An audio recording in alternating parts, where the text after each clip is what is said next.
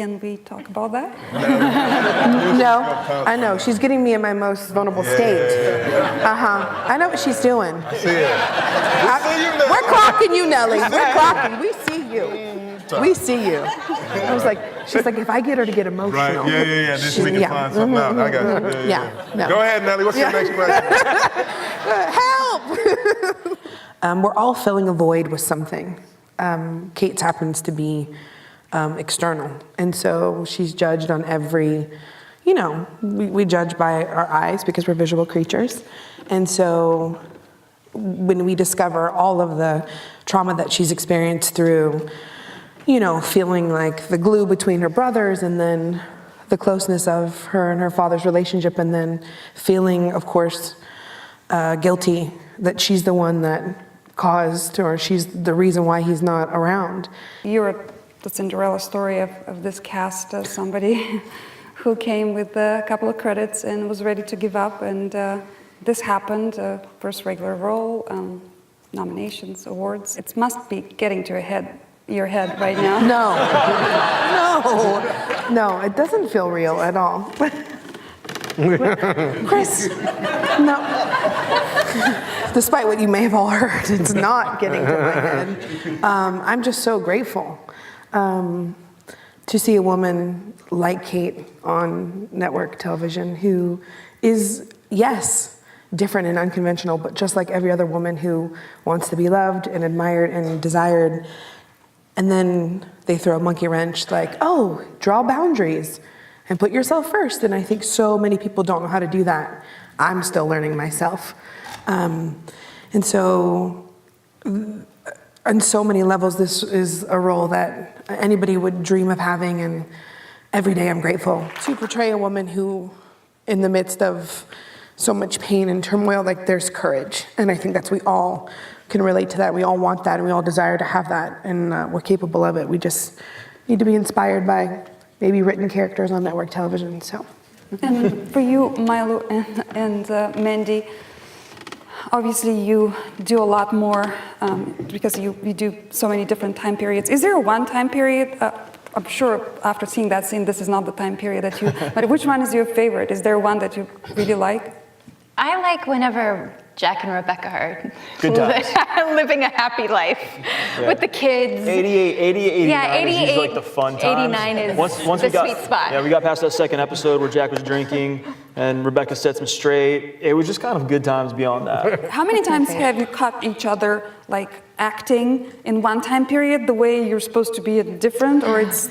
That never happened. No. I mean, I know when I put on the 95 Jack with the goatee and the like wider whale cord pants, I just move a certain way.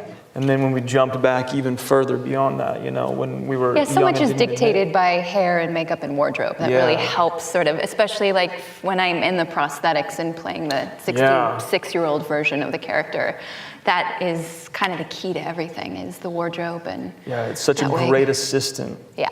And I can't not notice that you're not wearing any of the facial hair. So are we going back to where you met?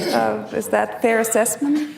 Yeah, we're going everywhere. I mean, Milo's facial hair is the bane of my existence. Oh yeah, you got the email that I said. No, we spent a lot of time figuring out the order of his facial hair. So we're at a point where we can do anything with Milo. Dan, when he came to Mandy and I, and he said, I've got this idea for this pretty epic scene. He goes, Milo, they're gonna hate you, and hopefully we can redeem that later. And Mandy, we're gonna understand exactly the pain you've been living with, but he also said, I want to do it in a oneer.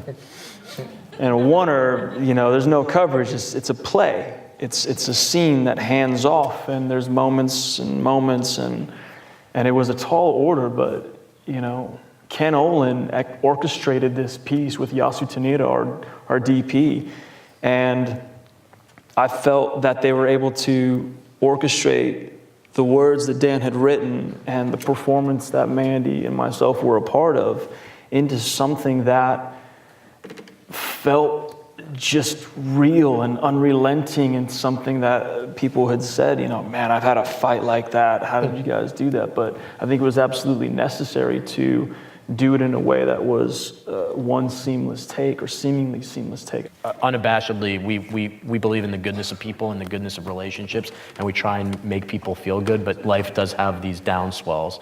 And I think they captured something so real and authentic, and the yelling over each other, I just feel every time I watch it, it makes me cringe, like, right? Like, it makes you uncomfortable because you're forgetting you're watching a television show. You're watching two people that you know and you like and you're rooting for have an argument that's very visceral and real and steeped in their background. And I think it's like, that is real tour de force stuff from the two of them, to be able to do that in essentially one take, two takes. It's like, it's really stunning. It's also two people that want to be heard. Yeah. You know, two people have very valid standpoints and views on their experience in this relationship, in this marriage. And like, there was one thing I know that Ken Owen said to us at the very end, the kind of crescendo of it was, try and hear what the other person is saying, which opened up a whole other door to what the scene became, which was, oh no, it's not just me spouting or her spouting, it was Responding to. Yeah, responding to the words and the emotion, everything that was said. It's one of those great moments where you're painfully getting through it because it hurts so much, but then at the other end of it, when you get to the other end of it, you're like, God, that was beautiful and fun, and I can't wait. And a relief for it to be over. And a relief, you know, and you're shaking hands with the crew and you're hugging, you know, your scene partner, and just like, this is the greatest. That's like our fifth hottest take. Like, I have Mandy Moore saying words that you never thought she was capable of saying. Yeah. Now, come on, this is more fun than the Handmaid's Tale panel, right?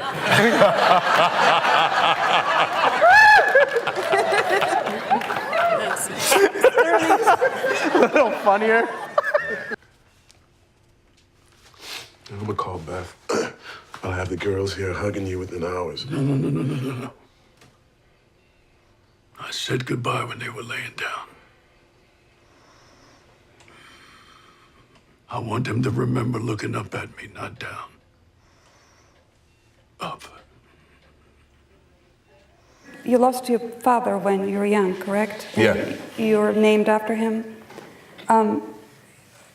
This, I mean, we can see how emotional you are. How personal was this? Were you just saying goodbye to your father through this scene? Or? Yeah, it was real personal. I'd never seen my mom cry, and at that time I was the guy in the house, and I didn't let I was like, well, somebody's got to kind of keep it together. So I was the dude who kept it together for about 5-6 years, and then one day it just sort of like hit me. It was around the same time that I started going by Sterling instead of by my middle name.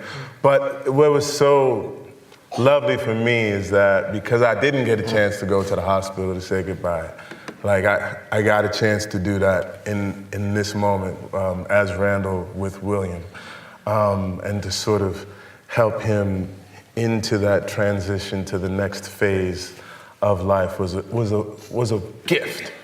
It was a gift. Most of the episode is a homecoming and a father and a son getting to know one another and him being connected to his roots and finding this whole other part of his life that he didn't even know. And then you think he's gonna get a chance to come home and tell Beth and Annie and Tess, and then, you know, the bottom gets pulled out of it. And we shot the beginning first, and Ron and I both, man, the whole time we were shooting the scene, we were like, yeah, we shot the end first. And Ron and I were like, man, do we have to do this? He's like, yeah, son, we gotta go ahead and get it out of here, man. But it was we were so happy to get it done, actually, because then the rest of the time was just like a road trip. Like we got a chance to kick it for a while. But no, it was a real gift to get to do this, and I thank Dan for it. And last question for you, the level of emotion and crying, season 2 versus season 1. Yeah. Under promise. I think it'll be similar. I think I'm very proud of where we're heading, and I think we're executing the plan that we always had. So I think tonally there's not going to be a huge paradigm shift, and it'll, I hope, continue to please. We're proud of what we're doing, so I hope people continue to watch it. So. Thank you.